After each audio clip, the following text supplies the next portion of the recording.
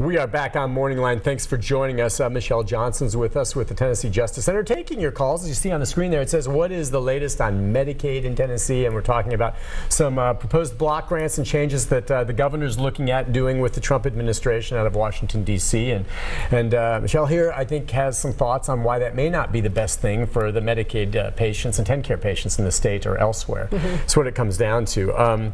By the way, programs like Medicaid, when folks do get to the point where they need it and they're older and they no longer have other resources, that's there, is it not, because of monies you and I and they themselves have paid into the system over the years? Absolutely, yes. I mean, this Medicaid is funded by taxpayers. Right. Oftentimes, the Medicaid program is funded by taxpayers in other states because, you know, we take more as Tennesseans than we put in even. So we actually benefit by a Medicaid program that enables us to have our children, half of our children have a comprehensive health coverage, oftentimes paid for by folks in New York and, you know, California. So, right. So I mean, that partnership has benefited our children because if we have more children who are sick and we have, you know, and are poor, we have our federal government to help partner with us. In fact, when Medicaid started, there were state programs, but the federal government found that the states were racing to the bottom, and the federal government said, let's figure out how we can partner with states to make sure that we have like a floor for what the most vulnerable citizens in our nation can count on. The poor, the pregnant women, the seniors. How do we make sure that every American child has comprehensive health coverage? So ending that partnership is just really, really scary, and that's why 30 patient groups, including the American Cancer Society, American Lung Association, have all come out saying, Governor Lee, don't do this. Don't do it. It's too dangerous. Let's go to Joe. Joe, good morning. Hi, Joe. Good morning, Nick. Hey, what's on your mind? Just listening to your guest this morning. If you would get her to go back to, I think it was under Governor Haslam, where that's how TennCare came about, because the federal government offered to give the state of Tennessee enough money to cover the Medicaid program, and they said, no, we don't want to do that. We're going to do our own program. We're going to call it TennCare. Well, that was before Haslam. You see what a mess that's how it turned out to be. TennCare is a joke, but this all goes back to politics and money, because all your assisted living, hospitals, doctors, and drug companies and stuff are making a world of money off all this stuff. They're building assisted living all over the place like popcorn, and if you look at who owns them, you'll find out they're owned by doctors. But we're the only industrialized nation in the world that don't have national health care. And the reason why is because these people can't make enough money and control the health care system, the insurance companies included, in the United States. That's the reason we don't have it, probably never have it. So if she would go back and let her explain how TennCare came about. Thank you. Okay. Well, yeah, it was before Haslam. Was it McWhorter? McWhorter. Yeah. McWhorter found that there were a huge number of people who were outside of the healthcare system. So they were showing up at the hospitals, basically without health coverage. And so McWhorter said, we have medical inflation. Every state is dealing with our nation is dealing with medical inflation. This is in the 1990s, right? 1994. Yeah. And so we couldn't keep up with medical inflation. So basically he started a program that was to turn things over to managed care organizations to limit the cost and to basically, in theory, manage the care.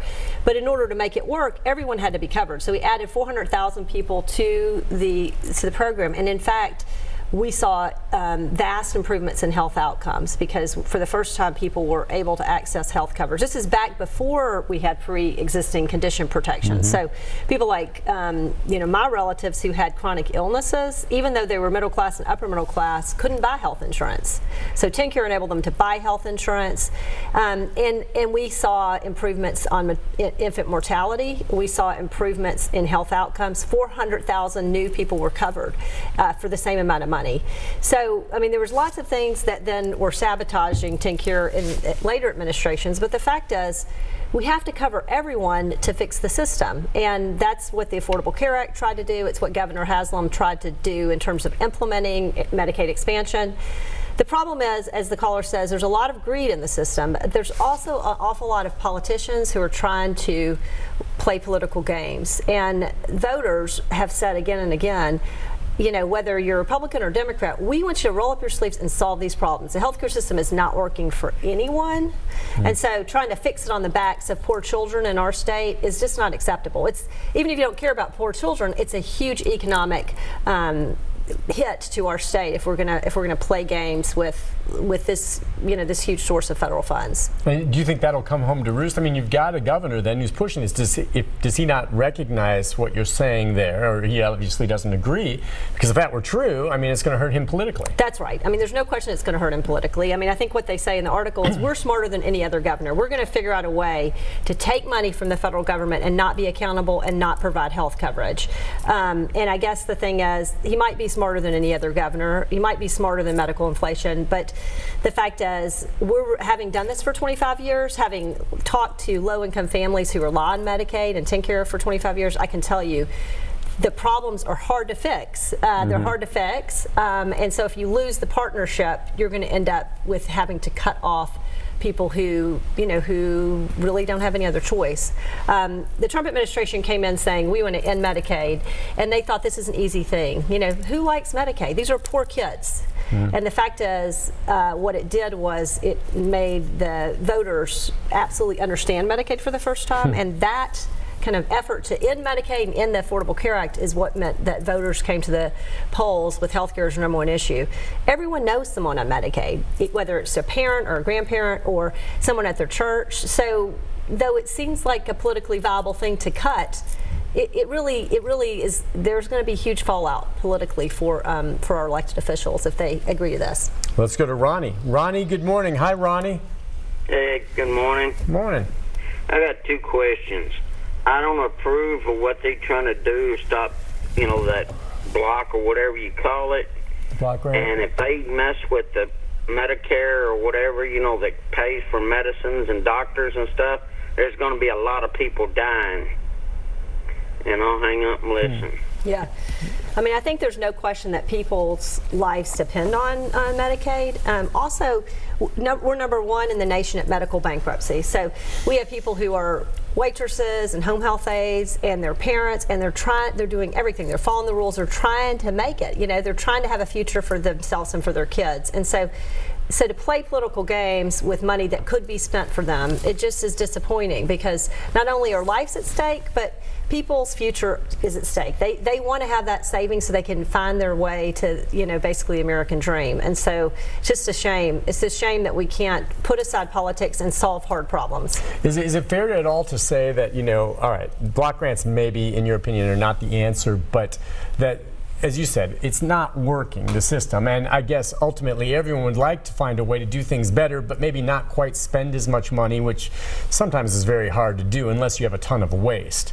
But I mean, so I guess you would say, yeah, we can do better with Medicaid, but block grants not the way to go? But we can do better with our healthcare system. I mean, our healthcare system in America is broken. There's too much greed. There's too much politics.